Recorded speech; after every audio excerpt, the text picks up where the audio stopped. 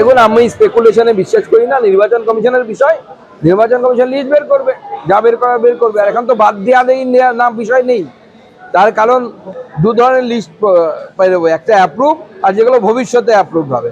অতএব কারা বাদ গেল সেটা বোঝা যাবে হচ্ছে গোটা প্রসেসটা যখন শেষ হবে তখন। তার আগে কেউ বুঝতে পারবে না কার নাম বাদ গেল।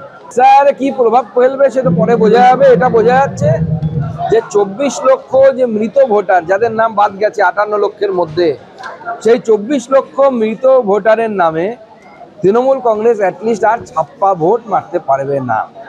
আমাদের কাছে যা খবর, এই 24 লক্ষের মধ্যে 60% ভোট তৃণমূল কংগ্রেস প্রতি নির্বাচনে ছাপ্পা দিতে, সেই ছাপ্পাটা দিতে পারবে না। এবার জনগণ তৃণমূল কংগ্রেসকে ধাপ্পা দেবে।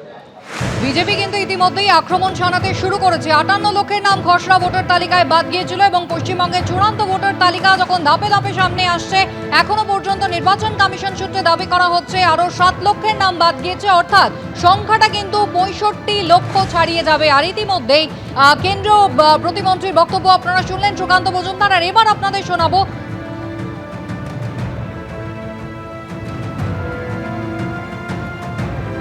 কেন্দ্রীয় জাহাজ প্রতিমন্ত্রী, তিনি কি বলছেন এবার আপনাদের দেখাবো। কার নাম বাদ যাবে কি হবে সেটা আমরা বলতে পারবো না, সেটা আমাদের বলারও কথা নয়। তবে এটুকু অ্যাসুরেন্স দিতে পারি কেন্দ্রীয় সরকারের পক্ষ থেকে যে আগামী 2024 সালের 31 ডিসেম্বর পর্যন্ত যারা এসছে তাদের কাউকে ভারতবর্ষ থেকে বাইরে পাঠানো হবে না। তারা ভারতবর্ষেই থাকবেন এবং ভারতবর্ষের সিটিজেন হয়েই থাকবেন। এটাই ভারত সরকারের প্রতিশ্রুতি বা গ্যারান্টি।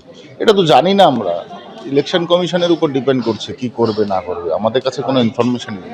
আপনি বলেছিলেন যে একটা বৃহৎ কাজ করতে গেলে কিছু স্যাক্রিফাইস যদি যায়, সেটা বলেছিলাম যদি, সেক্ষেত্রে কারণ আজকে কি বলবেন সেটা যদি যায়, সেটা আমি তো কিছু বলতে পারছি না কাদের নাম বাদ যাবে, সেটা তো বুঝতে হবে। যাদের নাম থাকছে, একটা লিগেল ভোটারের নাম বাদ যাবে না, এটুকু আমি গ্যারান্টি দিয়ে বলতে পারি। এই মতো পরিস্থিতি এত নাম বাদ গেলে আপনাদের জয় কি সম্ভব? আর সেটা পরিস্থিতি অনুসারে দেখা যাবে কি হয়। বাঁকুড়াতেও প্রকাশিত হয়েছে এসআইআর এর চূড়ান্ত তালিকা, যেখান থেকে তথ্য পাওয়া যাচ্ছে মোট 1,35,000 নাম বাদ যাচ্ছে, এরকমই কমিশন সূত্রে খবর। বাঁকুড়া পুরসভার 1 নম্বর ওয়ার্ডে বাঁকুড়া বঙ্গ বিদ্যালয়ে একেবারে লিস্ট টাঙিয়ে দেওয়া হয়েছে, চূড়ান্ত ভোটার তালিকা টাঙিয়ে দেওয়া হয়েছে।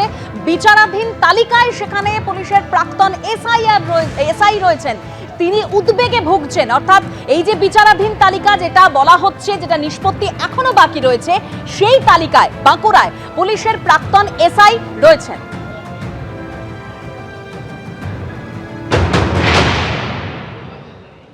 হ্যাঁ, আমি তো বললাম যে আমি যে আপনার এখানে লিস্ট দেখতে এসেছিলাম, আমারটা দেখাচ্ছে আন্ডার প্রসেস। আমার বিচারাধীন দেখা ইয়াতে নির্বাচন কমিশন আমাকে দেখাচ্ছে। কোনটা আন্ডার অ্যাডমিনিস্ট্রেশন আপনার আছে? হ্যাঁ, আমি তো একজন সরকারি আধিকারিক। হ্যাঁ, সরকারি আধিকারিক ছিলাম। নামের পদবীর জন্য ভুলের জন্য এটা, এবং সরকারিভাবে 13 নম্বর নথি যেটা আমাদের নির্বাচন কমিশন মাননীয় নির্বাচন কমিশন দিয়েছিলেন, সেটা আমি আমি পিপিও জমা করেছি। কতটা চিন্তার মধ্যে রয়েছেন? আমি উদ্বিগ্নের মধ্যে আছি। আমি এখন কি করবেন? এখন অপেক্ষা ছাড়া আমার কোনো উপায় নেই, আর কি করার আছে আমার। ঠিকই আছে, আমার তো নাম আছে ভোটার তালিকায়, কিন্তু এই কিছু জনের দেখতে পাচ্ছি আন্ডার অ্যাডজুডিকশন হয়ে আছে, তারা এখন একটু উদ্বিগ্নের মধ্যে রয়েছেন। এবিপি আনন্দ, এগিয়ে থাকে, এগিয়ে রাখে।